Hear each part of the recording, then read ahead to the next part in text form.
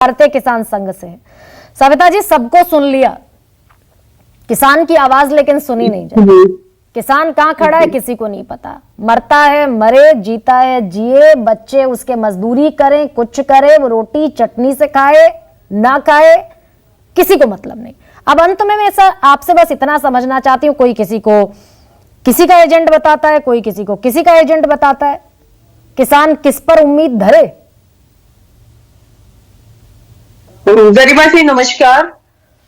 मैंने अभी सबको सुना और एक बात कहना चाहती हूँ, कृषि हमारे देश की आत्मा है।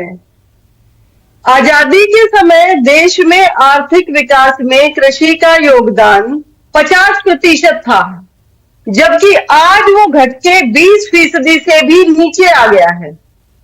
इसका कारण क्या है?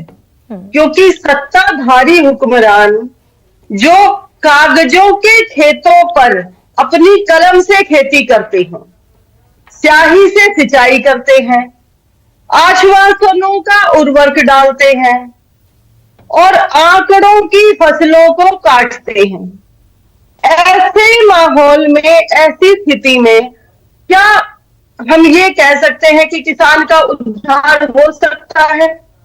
गरिमा जी, मैंने अभी गुरु प्रकाश जी को सुना।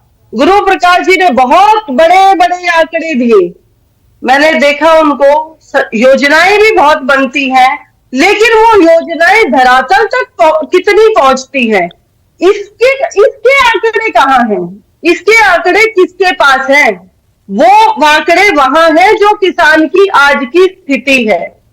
अभी भाई देवेंद्र शर्मा जी ने एक विषय बताया था कि हमारे किसान पलायन कर रहे हैं, रोजाना खेती छोड़ रहे हैं। मैं उससे पूरी तरह से सहमत हूं कि किसानों के बच्चे खेती छोड़ रहे हैं, लेकिन हम यहाँ जो चर्चा के लिए एकत्रित हुए हैं, ये जो चर्चा है, ना तो हम सरकार जितनी भी है सभी किसान विरोधी है, इससे कोई इनकार नहीं कर सकता, चाहे कोई कितना भी बोले। मैं कम से कम इस बात से बिल्कुल भी सहमत नहीं हो सकती, कभी नहीं सहमत हो सकती। लेकिन एक विषय और है जिस समस्या को हम देख नहीं पा रहे हैं, किसान को भी अपने लिए थोड़ा सा सरकारों पे निर्भर रहना कम करना पड़ेगा। एक विषय मैं आपके माध्यम से जरूर कहना चाहूंगी कि हम जितने भी व्यापारियों की बातें करते हैं, हम और व्यवसायियों की जितने भी व्यवसायियों की बातें करते हैं, किसान के बच्चे खेती नहीं करना चाहते। अभी बताया भाई साहब ने, चर्चा में बताया था कि कौन 4 बजे उठना चाहेगा, कौन मेहनत करना चाहेगा, लेकिन ये मानसिकता परिवर्तन का काम करना भी हमारा ही कर्तव्य बनता है। ठीक है सविता जी, ठीक है, लेकिन वो बदलेगा तब जब उसके घर में कम से कम इतना पैसा होगा कि उसको अपनी बुनियादी जरूरतों के लिए भटकना नहीं पड़ेगा, फांसी पर नहीं चढ़ना पड़ेगा, आत्महत्या नहीं करनी पड़ेगी, वो तब होगा। गुरु प्रकाश जी, आ रही हूँ सविता जी, मैं लौटती हूँ, आती हूँ। गुरु प्रकाश जी, 2-3 चीजें हैं और फिर से लौटती हूँ आप पर, और उम्मीद करती हूँ कि आप किसान का जवाब देंगे, मेरा जवाब दें या न दें। प्रसार भारती ने 2 प्रोग्राम्स बंद करने का फैसला किया जो किसानों पर आते थे। कल से यानी कि 1 अगस्त से फैसला लागू हो जाएगा।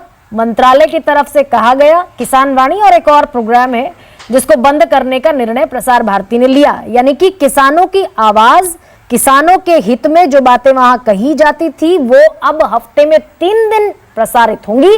पहले हफ्ते में पूरा हफ्ता, पूरा सप्ताह वो प्रसारित होती थी। तो क्या ये किसानों की आवाज के साथ सरकार खड़ी है? इस पर जवाब दीजिएगा। ग्रोथ रेट कृषि में, एग्रीकल्चर में 3.9 है, बाकी सेक्टर्स में 10% है। क्यों कोई खेती किसानी करेगा? और तीसरी चीज ये कि आंकड़ों की बाजीगरी ये नहीं बताती कि किसान के घर में पैसा पहुंच रहा है। उसके पास 6,000 रुपए, मेरे पास पूरा डेटा है लेकिन समय क्योंकि कम है, महीने में 6,000 रुपए भी उसके घर नहीं पहुंच रहा है। 6,000 में बच्चा पढ़ा लेगा, घर बना लेगा, रोटी पानी का जुगाड़ कर लेगा, बच्चों की शादियां कर लेगा, क्या करेगा?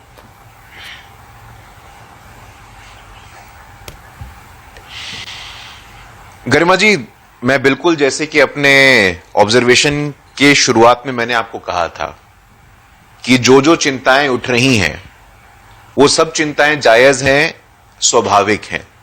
और निश्चित रूप से पिछले 75 वर्षों में इन चिंताओं से निपटने के लिए हमने क्या क्या किया, कुछ हद तक हमने सफलता पाई है, लेकिन अभी बहुत लंबी दूरी तय करनी है।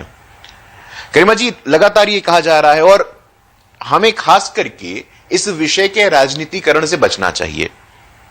लगातार पॉलिटिकल अटैक्स होते हैं, लेकिन मेरे पास ये फोटो है, आप देख लीजिए। आप एक तरफ तो मित्रों के नाम पे पॉलिटिक्स करते हैं, आरोप प्रत्यारोप करते हैं, तो यहां आप क्या कर रहे हैं?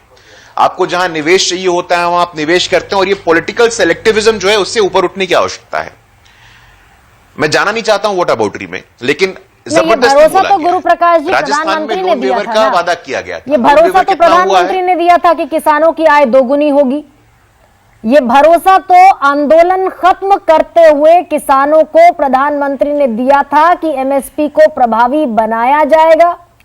ये भरोसा तो देश के प्रधानमंत्री ने दिया ना, तो किसान ठगा हुआ महसूस नहीं करेगा तो क्या करेगा? कितना समय आप देख लीजिए, नवंबर 2021 से हम 23 में बैठकर बात कर रहे हैं। और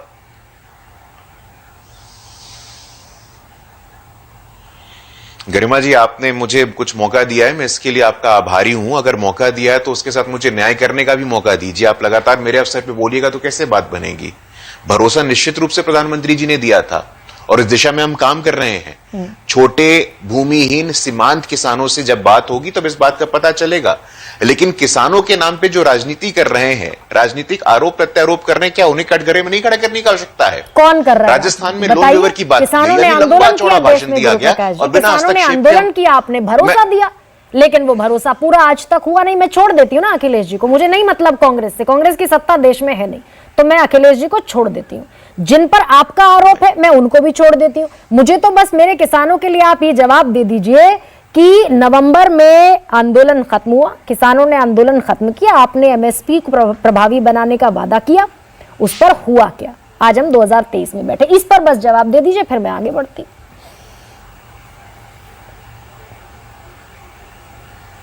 नहीं, मैं अगर आप मुझे जवाब देने का मौका दीजिएगा गरिमा जी तो मैं जवाब दूंगा। जैसा कि मैंने कहा आपको, कृषि बजट का आकार 6 गुना बढ़ जाता है, तो मुझे लगता है इसमें देखने की आवश्यकता है।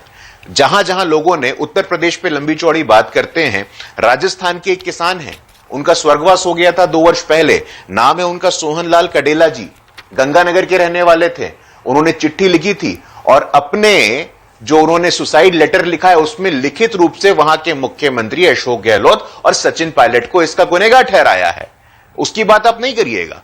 लगातार राजस्थान में लोन वेवर के नाम पे जो पॉलिटिक्स हुई है उसकी बात नहीं करेंगे। सेलेक्टिवली किसानों के मुद्दों को देखना, यह बहुत बड़ा अन्याय हम करते हैं किसानों के मुद्दों के साथ। गुरु प्रकाश जी, अब क्योंकि समय मेरे पास कम है,